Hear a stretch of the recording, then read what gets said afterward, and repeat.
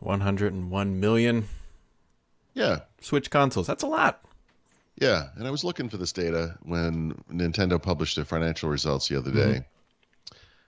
They usually have it the same day. I guess they published it separately a day later for some reason. But you got to, by the way, if you haven't done it, go look at the page where they have this number because they also list the amount of software they've sold, so like software titles for the Switch and every single thing they've ever made over time. Wow.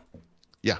Like complete transparency. I was going to say, that's convenient and handy. It's useful. It's transparent. It's You wonderful. might even say investors appreciate that information before making a financial decision about it was, in fact, published to their investor website. Wow. It's almost like they wanted people to know.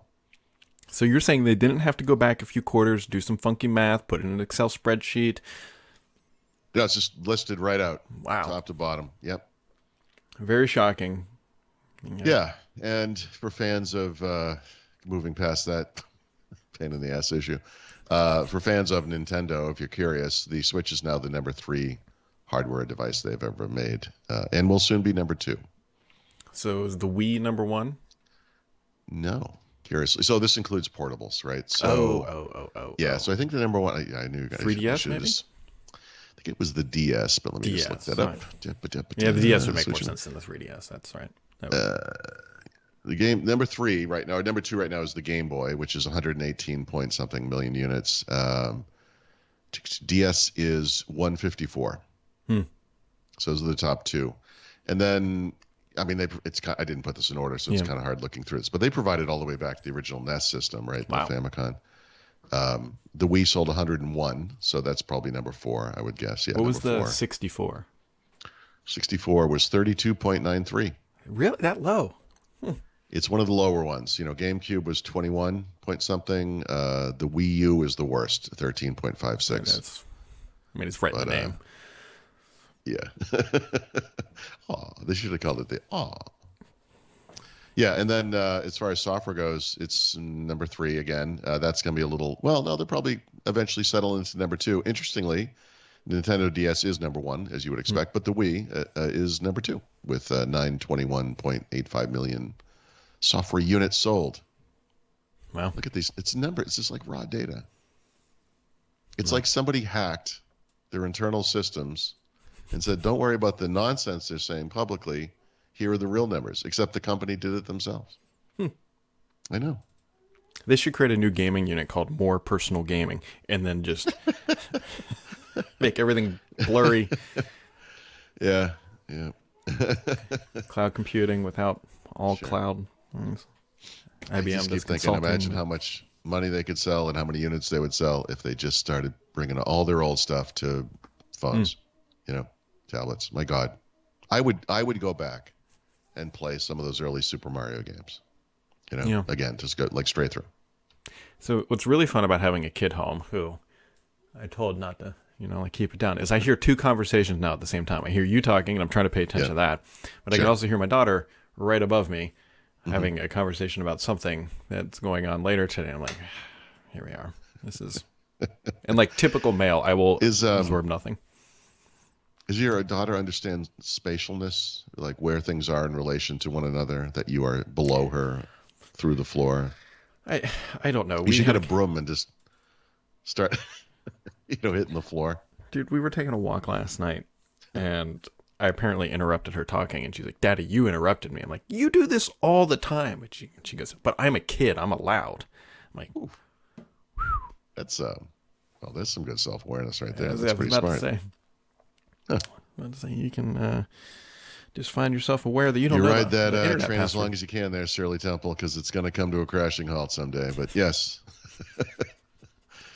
Yes.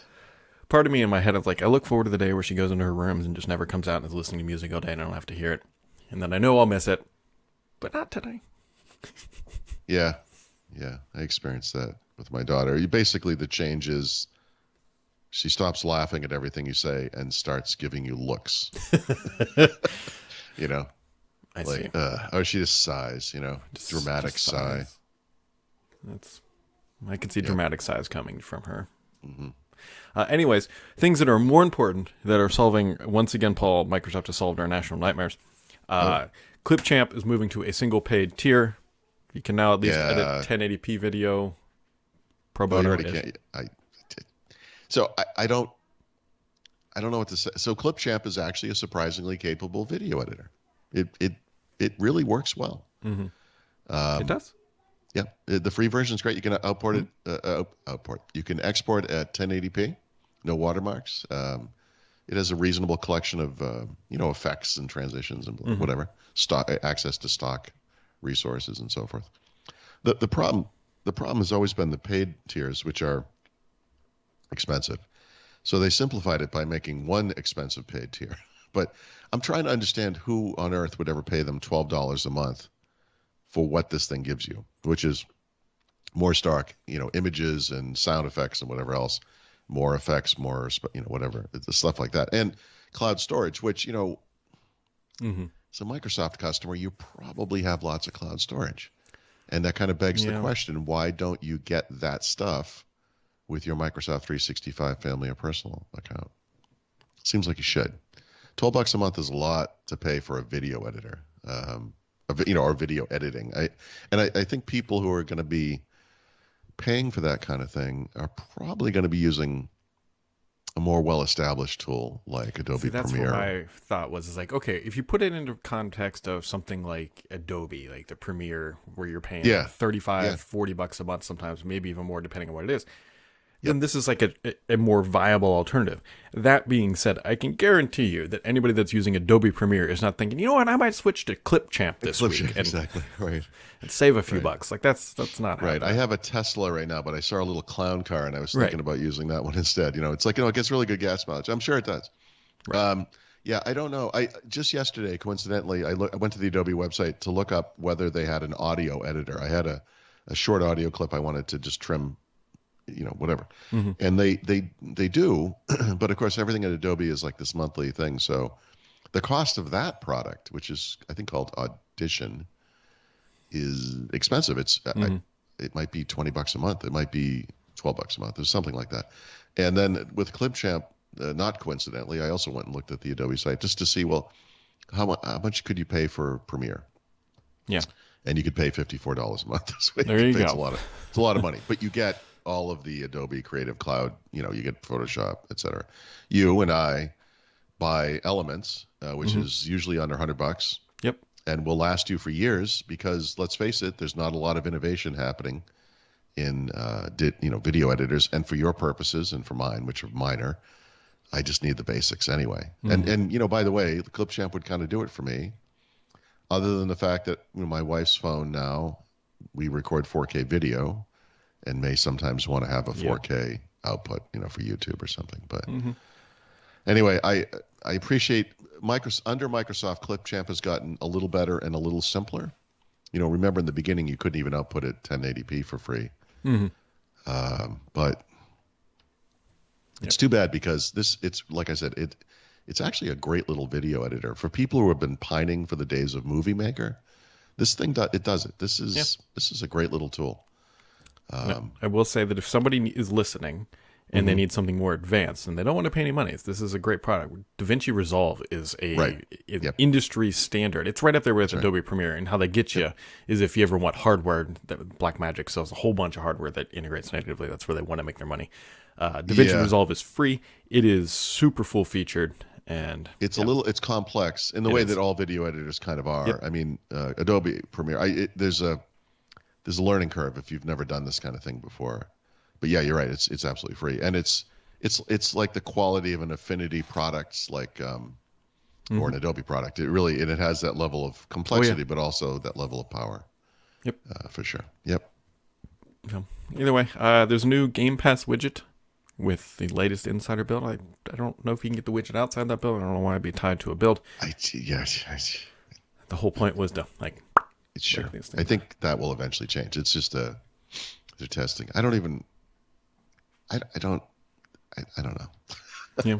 I think I said this. The Widgets interface in Windows 11 has started to become less objectionable in the sense that it's not all bikini shots of celebrities. But which maybe you find desirable, that's fine. But if you're looking for a news feed, whatever, It's not my thing, but it's at least gotten less objectionable. The things that go at the top, like this Game Pass widget, they probably have. I have to look this. I just wrote about this for the book. They actually are differentiated from the newsfeed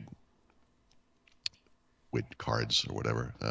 But there are, you can put up a calendar there. You can put up your weather. You can, things like that. So it's in the Microsoft sphere of widgets or whatever. I guess it makes a certain amount of sense. It's a way to discover new games.